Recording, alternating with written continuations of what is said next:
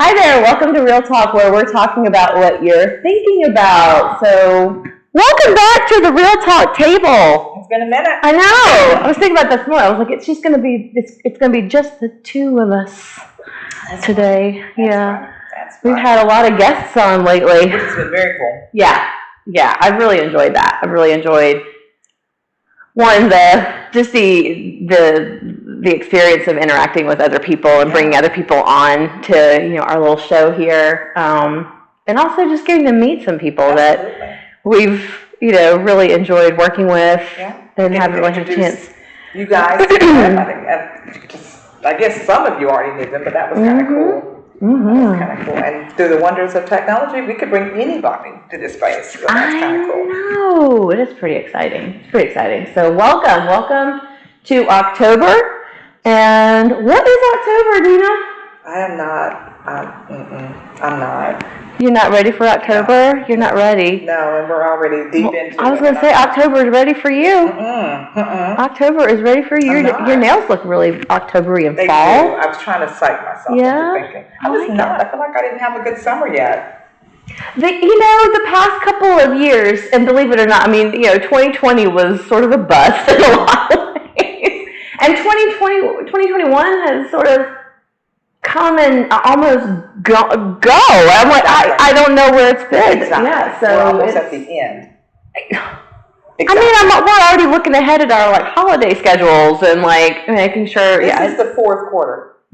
We're done, basically. I'm not ready. I'm in denial. Crazy. But one cool thing about October is that it is Domestic Violence Awareness Month. It is. So it is. DVAM 2021. Exactly. So exactly. So we thought we'd highlight that this time around. So So what do we want to talk about? Well, we kind of were playing with the idea of the intersectionality of DV and SA or SV, and I thought it was worthy of discussion. I've been kind of thinking about it over the past few days, and kind of feel like sexual assault is almost like the redheaded stepchild of causes, because nobody wants to talk about sexual violence. Nobody. No. But we work very closely with our partners in domestic violence, so it is. We need to talk about it, right? Because we have to. Yes, we have to, and I think you're right.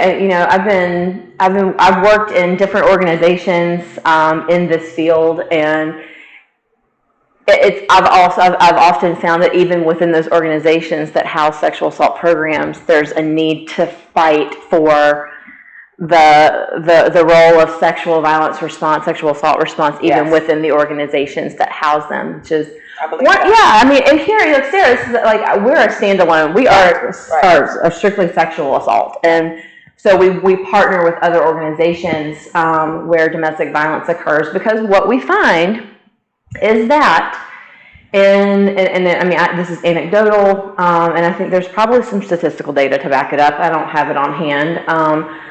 But anecdotally, in my experience, the vast majority of people who experience domestic violence experience forms of sexual violence and abuse within that unhealthy, toxic, violent relationship. Exactly. And I think sometimes there's either a hesitancy to say, yes, that happened to me, or maybe even an unawareness that what happened to them was sexual abuse. Absolutely. Because it feels like part of the whole thing. But I'm also finding that professionals struggle with asking those very pointed questions about sexual abuse within domestic violence, intimate partner violence. A new phrase that I've heard, even though it's been around, is intimate terrorism.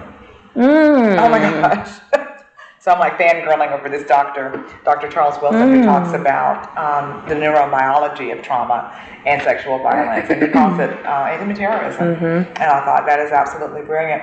But I think that it's one of those things that now that I'm getting more comfortable asking, were you also sexually assaulted or violated or whatever? And then you hear, well, yeah, but it's part of the same pattern. And we have to tease those things out. Right. We do. And I think, even I notice that, as somebody, when I go to my doctor, the medical community has gotten really good about screening for domestic violence. Yes. Comparatively, when I'm comparing to screening for sexual violence, Right. they've gotten really good at it. And the question they often ask in some way, shape, or form is, do you feel safe in your home? That's right. Do you feel safe? And oftentimes, when I work with med students and doctors and medical folks, like I'll often ask them, so how do you ask them if they've had if they have any history of sexual abuse or sexual violence or any experience with sexual violence? And they're like, and it's just this like blank stare of like, well, we ask them if they're safe. I'm like, that's a totally different question. Absolutely. It's a completely different question. So I always, often encourage them to consider, and rather than saying, have you ever been sexually assaulted, even asking the question, has anybody ever forced or pressured you into any type of sexual activity that you weren't comfortable with? Right. And the numbers are staggering. The numbers are staggering. And because I primarily have worked with women in my life, I think we would be heartbroken to know how often the answer to that would be yes. And they're not naming it that. Right. Yeah. So why do you think there is such a hesitancy? And I don't know if what do you think is the hesitancy to I think it's the discomfort? I think it's the sex part. For me, I used to be I was about to say sex worker. No, I used to be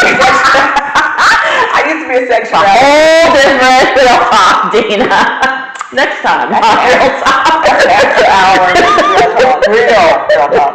No, I was a sexuality educator, and just getting comfortable talking to people about sex, just the difference between, just healthy conversations about questions and things, is a lot of giggling you have to get through to get to that. Okay, this is what a healthy sexual experience should feel like. You should feel safe. It should be pleasurable for both parties. Blah blah blah blah blah. I don't think we're great at talking about sex at all. So you add on that, and somebody forced you to be sexual. Yeah, we've gotten, like you said, much better at asking about the physical assault. But I almost think it's a no-brainer. If a person's being hurt physically in their home or wherever, they're probably also being forced to have sex. Right. So, and I think the piece of it too is that with the physical violence that can occur in domestic violence relationships, it's many times we can see it. Right. It's visible. We see it. The black eye. Yeah, that sort of thing. The cuts, the bruises, and even the fear response. Yes. That people will have when they're not sure if they're gonna have to defend themselves physically or not. Right. So I think it's a lot. In some ways, it can be a lot easier for people to acknowledge that physical abuse is occurring, right? But the difficulty in believing somebody has experienced violence when it's sexual violence, when it's emotional or mental abuse or even spiritual abuse, those are really, you can't see those really. You really can't see those. Right. And I think there's even more of a question of what did I do when it's those. Whereas, you walk around with a black eye, you might say, what did I do to make this person hurt me? But on some level, that person had a choice and they did not have to hit you. This is my personal opinion, and I'm talking about heterosexual sexual encounters. I think we still have this idea that men cannot help themselves. And so if they can't help themselves, and then you can sort of gloss over that you really didn't want to do that. Oh, he just couldn't help it. He just couldn't help it. It's not true. But because we're not having these healthy, robust, public conversations about it, there's still some mystery to male sexual response. There's still some mystery to, women playing hard to get. There's all that stuff that's still in our society that is toxic and dangerous. And I don't know what the answer is, but I do know we're going to have to be grown-ups as professionals and ask both questions. Right. I don't really think about domestic violence when I'm talking to a survivor about his or her sexual assault. I'm not thinking about they probably are also being hurt physically. You know, I'm real comfortable. That's in talking perhaps if it's in the context of a relationship. Sure. You know, but I think that's the piece of it, is that with sexual assault is it doesn't always, sexual violence doesn't always occur within the confines of a relationship. Exactly. That's you know, I mean, it could be, and that's the piece that's really hard for people to wrap their heads around too. Yes. So it's, you know, I think we have this piece where it's like, you know, when somebody's in a domestic violence situation, there can often be more of a, I don't know how I'm saying this in the right way, because I want to be very clear that I think domestic violence, you know, all forms of violence do not get the support that they need to get, and the offenders of these violent crimes are not being held accountable statistically in any, like, in the way that they should be. Exactly. Like, I mean, that's so true. Regardless of what type of violence we're talking about, people are not often held accountable. So I want to be clear about that. What I find in my experience is that, you know, when somebody is experiencing sexual violence within the context of an abusive relationship, there is oftentimes more empathy from the community in some ways than if that person has experienced a sexual assault because they went out and, you know, with their friends and, you know, ended up in a difficult situation where somebody took advantage of or, you know, made them more vulnerable, you know, so I think that's something that we struggle with, you know, on our side of the house, that can be really frustrating, which is why I think we constantly have to, even within the field, because a lot of times, like, this field is considered, the sexual and domestic violence response field is like, we are considered a field together. That even within, we have to push for funding more so. We have to push for legislation more so. You know, there's just a lot more, I feel like I have to be a lot louder in some ways, you know. Well, it really makes a lot of sense, because in the context of a relationship, and I kind of see the relationship as a house, people are more, like you said, I think you sort of alluded to it, people are more likely to have empathy for a victim inside a house, inside a relationship, whereas, as you said, the person who is at the bar, at a party, God forbid, on a street, and someone hurts that person, then that's something that person deserves because they should have known better. However, while they, you know, things in the house, that's not okay. But it's like we've taken so long to get to domestic violence getting the recognition it deserves and the support it deserves. And we, like you said, I mean, you didn't say this, but we're still lagging behind because people have this impression that if you get raped, you deserved it on some level. Right. You know, whereas if you were being raped inside of a relationship, well, is that really rape? Well, you know, and we're still having these inane conversations and arguments about it. And I don't know what it would take. It just feels like it's like a glacier. It takes forever for social change and social thoughts and mores and values to move. And it feels like we're finally moving in the right direction about intimate partner violence, and yet we are still acting like we're skittish about the sexual part. It's like we want to separate them. Yeah, we want to say, like, sexual violence is over here and it's happening here when intimate partner violence is happening as well. I mean, I've worked in a field, I've worked in, you know, domestic violence response, I've worked in shelter, I've done shelter work, you know, I've done transitional housing work, and what I find is that the majority of those clients that I've worked with were also experiencing some form of sexual violence. Now, the challenge, I think, is even they often don't recognize it as sexual violence. Like, so it's like if we were to ask them, have you ever been sexually assaulted? Have you ever experienced rape? They're going to say no, because the perception of sexual violence it's still very much glamorized by television as being this stranger Yes. who jumps out of the bushes or breaks into somebody's Yes. house, and those things do happen. Absolutely. But not as much as the acquaintance sexual assault and dating relationships and familial relationships. Exactly. So I think that's where, we have to do it. We get a lot of calls from people who are experiencing domestic violence, and they'll talk about like something, like I remember, one time getting a call from somebody and her telling me like, well, something happened and I don't know if I'm just blowing it out of proportion, but it got really rough and, I didn't want to, and he, finally I just let him do it because I just didn't know what else to do. Yes. And so look and going like, that is right. That sounds like sexual assault to me. Yes. Like, and I'm like, because here's like giving in, complying is not the same as consent. It's beautiful. That's right. Even in the context of a marriage or a dating relationship or a significant other relationship, consent is still required. Right. It is not like the commitment to be in a relationship with each other does not negate the need for consent. But we don't even talk about that. Mm-hmm. We don't even talk about that. I mean, that's not even separate, but it deserves its own separate discussion, maybe here, but definitely in other places. I spend a lot of time when I do my presentations talking about consent, because you hear people no,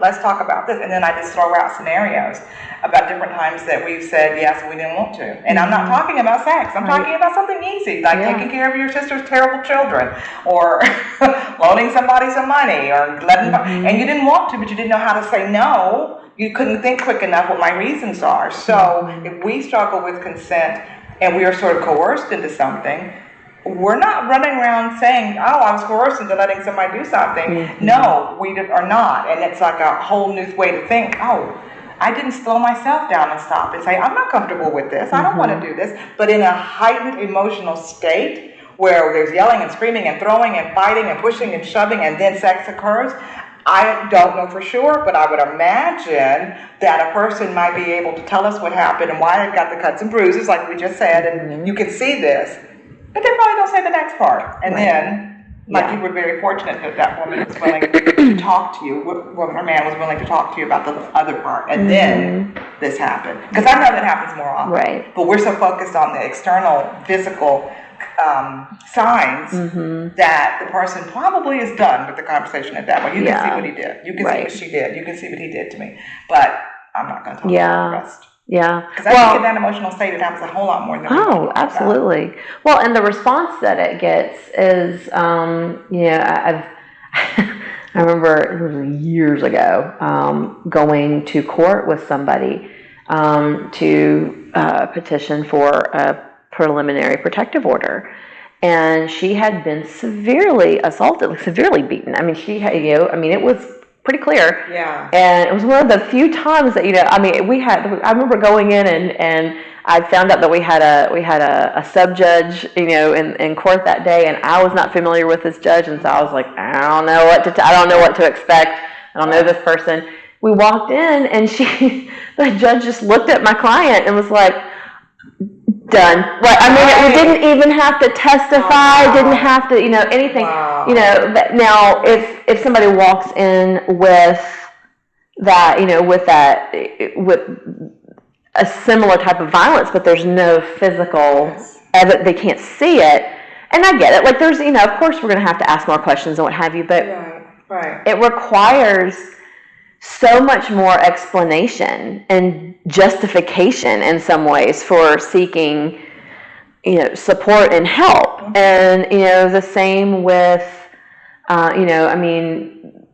even like going in the criminal justice system, reporting a sexual assault versus reporting domestic violence. And even, we're dealing with cases where the victim reports both domestic and sexual violence, and, people are just, because they can see it. Right. It's like there's a willingness to fight harder for that person than for somebody that you can't see the visible wounds, and then that's where we run into the he said, she said. Right. And that occurs with domestic and sexual violence. If there are no, like, if somebody's coming in And the criminal justice system as a whole cannot see the violence, can't see the symptoms of that violence or see the product of that violence.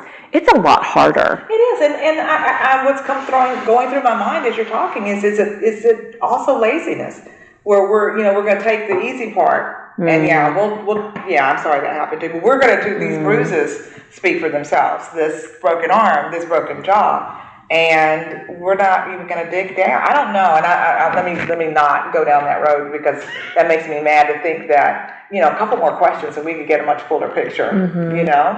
Yeah. And I've been one of the people having to get somebody somewhere to get pictures taken immediately and that type of thing. But I have to admit, at that time in my life, I wouldn't have thought about what else happened in that room. Yeah. I wouldn't have been even comfortable asking. Right. So we have to change the dialogue. We have to change this conversation. And we're working really hard over here. Yeah. But I do think we, as a society, are going to have to get more comfortable. I mean, come on.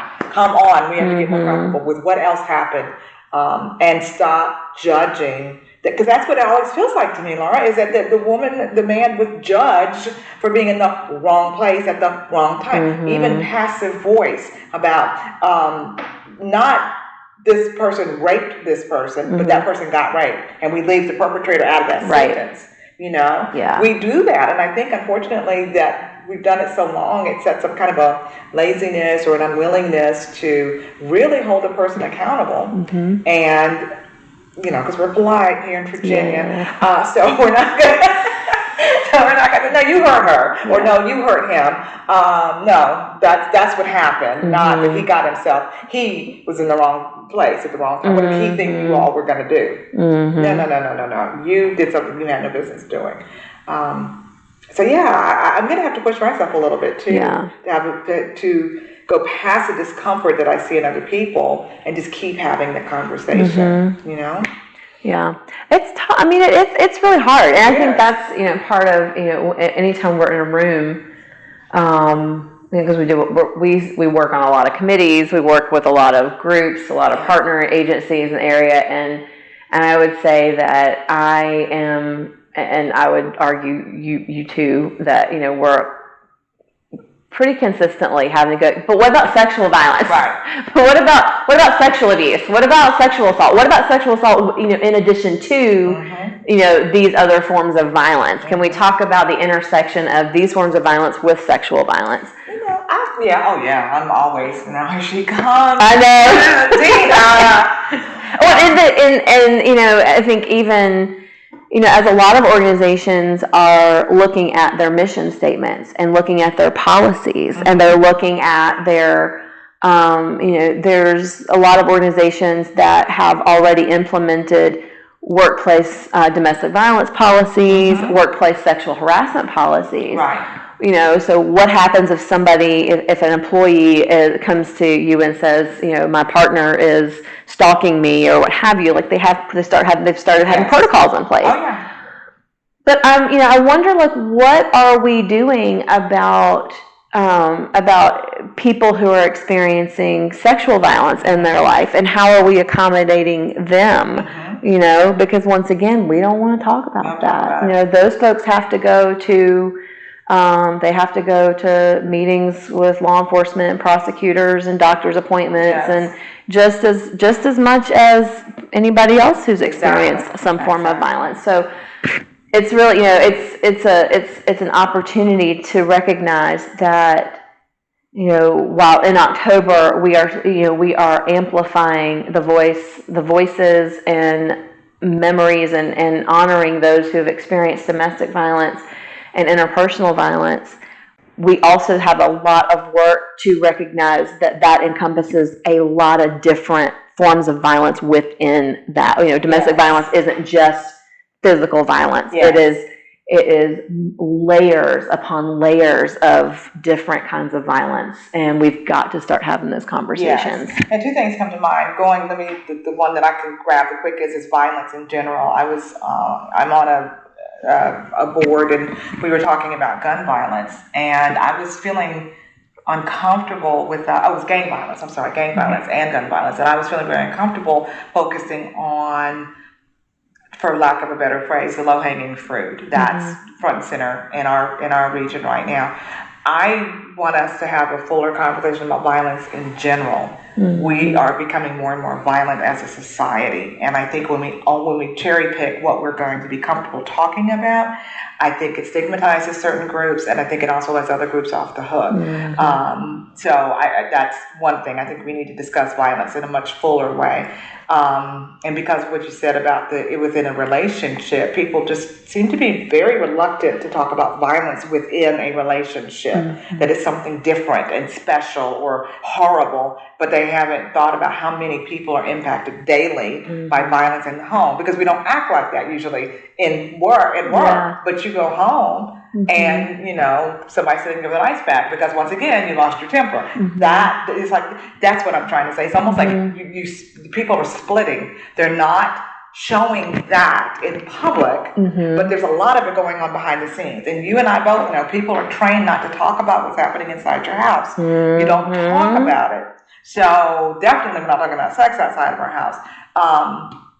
The other thing is, I think this is, again, my opinion from what I've seen since I've been in this part of the field, people are very reluctant to identify as a sexual predator, as being sexually violent. I think they're very uncomfortable, because if they buy into I couldn't help myself, then they can totally put their clothes back on and go be that person, the pastor, the CEO, the guy that runs the produce department at Food Lion. But when we talk about domestic violence, that person punched another person. A lot of people just don't. Never hit anybody. I've never hit anybody. But how many times have I been in mixed groups and I've said some things that qualify as sexual assault, and I watch their eyes, and you could see them playing a tape. Oh my God, I did that. She said no, and I decided just to keep going. That, to me, speaks volume. Now, I'm not yelling, screaming, and throwing stuff at them, but I'm saying, okay, right there, in this moment, you just saw yourself a little bit differently. And I'm asking you to accept that part of yourself and promise yourself the next time I will listen. Because there is a whole different thing out here with, what's okay and what's not okay, and how you were raised, and how we court, and courting, all that stuff. But when I've seen young men go, oh my God, and I've had very personal conversations with them. I didn't think of it that way. Of course you didn't, because nobody said this is wrong. Right. So there's all that. There's violence, and then how do you see yourself? What contract have you made with yourself? And so we have to go in there. Right. Okay, how many hours are in a day? Right. Yeah, well, I just feel like I gotta go do that some more. And I think that, what comes to me as you're saying that is that it kind of circles back to what you were saying earlier, how we do like to cherry pick the types of violence that we want to focus on. Yes, ma'am. What we're not doing is focusing on violence in and of itself, and really looking at the whole picture of violence in our communities, in our spaces, in our world. Yes. And recognizing that violence is often very subtle. Oh, gosh. It's very subtle. Good point. We honestly don't like to think, I don't think any of us like to think of the fact that we can all be violent. But honestly, I got mad at a bus driver yesterday because he pulled out in front of me, and I beeped my horn because it was just, that was it from my perspective. That was an act of violence on my part I really think he just didn't see me, and I was able to stop in time, and it was that act of that reaction, that violent reaction was out of fear and shock, and just, oh my God. And then immediately I was just like, all right, Laura, get a grip, nothing happened, it's fine, move on.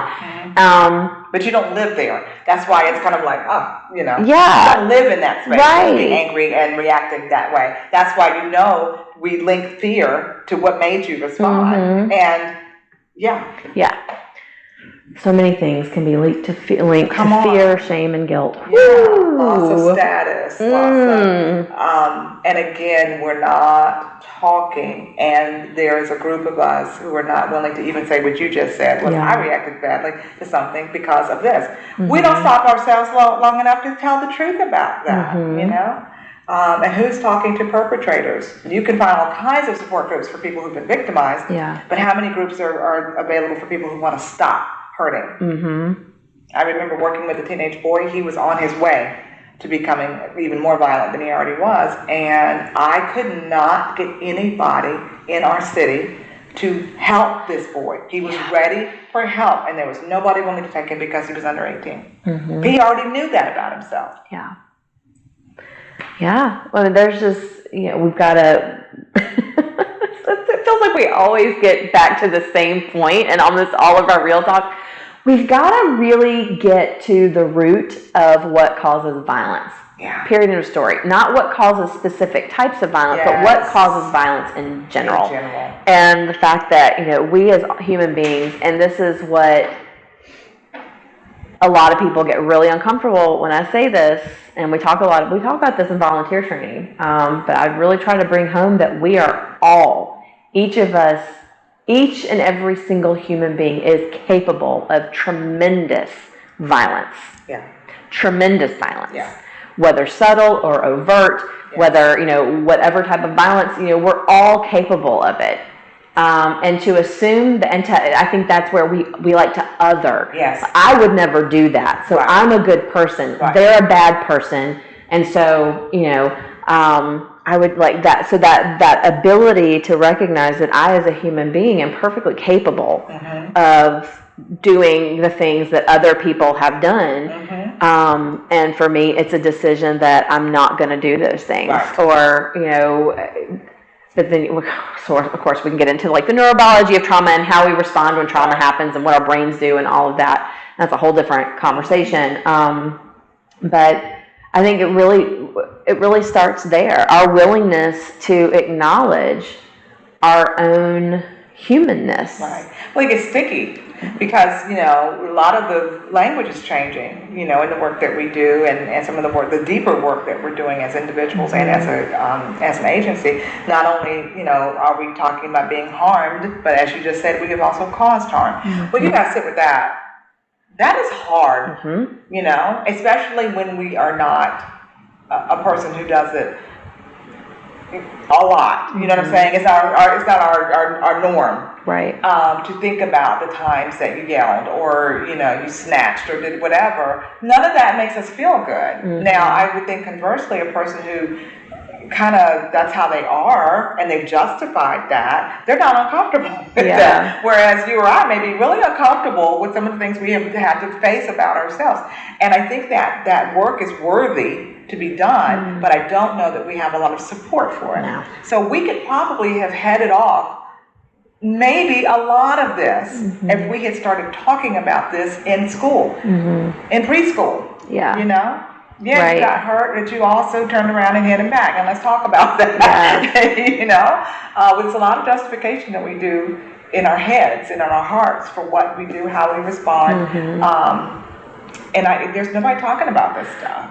Or they are, but they're, but I think, it's almost like we have to seek out that like-mindedness. It's not readily in our face, especially especially in our culture here in the United States. I mean, our culture is very much a punitive, thing. And so there's a lot of conversation right now around restorative justice and helping survivors to find justice in ways that don't involve the criminal justice process, because it's not always either accessible or feels accessible to them. So how do we help them navigate that? And it's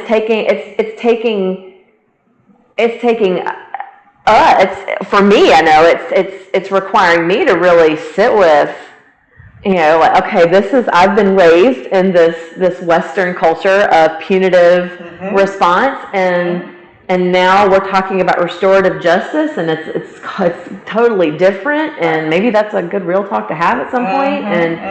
And now I've got to really think about, I start operating through a lens of compassion for everybody involved, not just for the people who've been harmed, but the people who have harmed.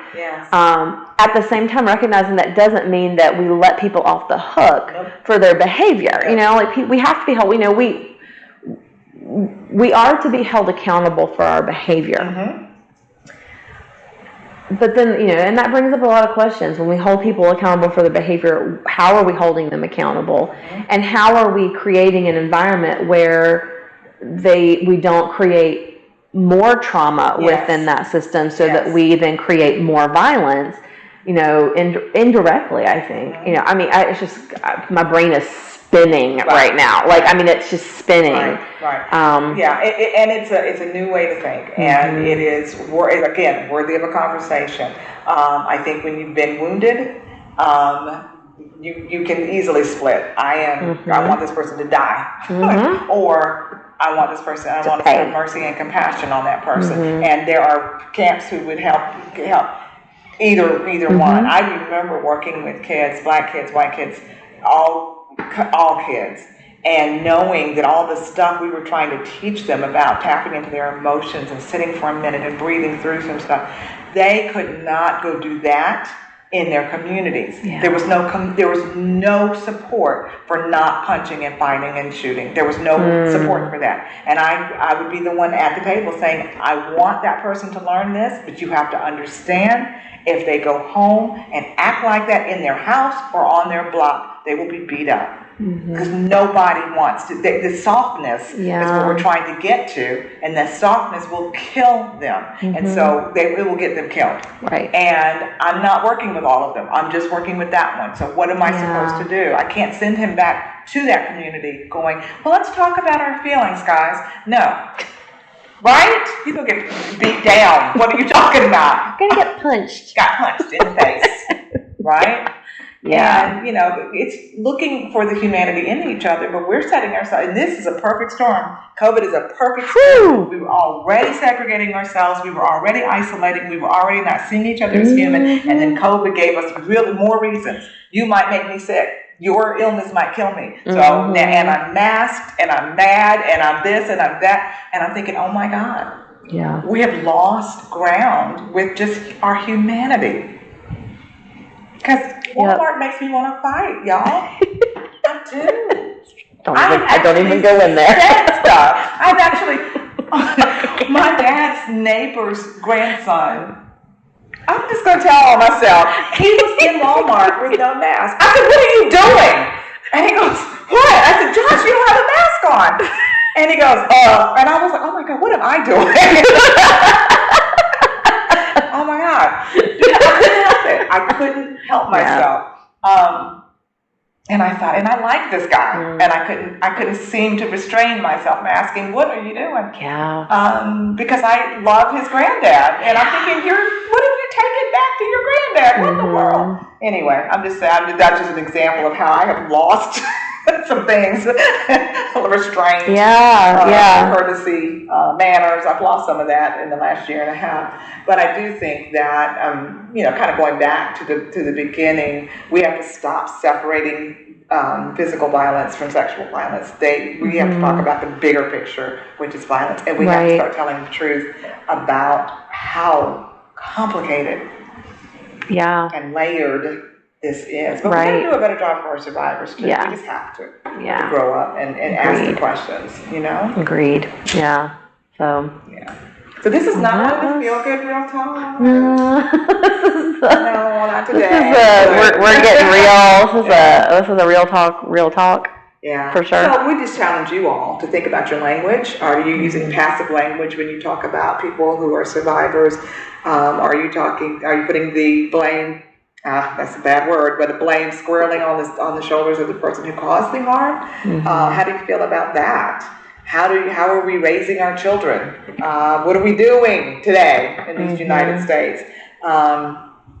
And I think kids see us, Laura. I think they see what hypocrites adults are. Don't do this, don't hurt that. And then we see the coup at the Capitol building. But look at that, what they did, you know? You know? So it's like, I just want to go live on an island by myself.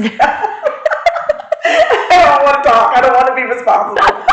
In the meantime, we're going to keep showing up at this table, and we're going to keep bringing stuff to you that makes you think. We're going to continue to poke the bear. Ask the hard questions. Ask the hard questions. That's right. Keep it in the gray. Keep it in, Keeping it in the gray area. So not my house. That's so not my happy place. I need to make it make sense. I don't know anybody's happy place being the gray.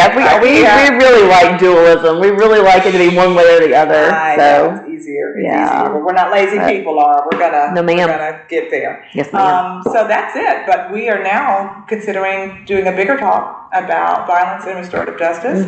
So please let us know what you think. We love seeing your comments, and we love the fact that you allow us into your space, even for 30, 45 minutes at a time. So thank you so much. Until next time.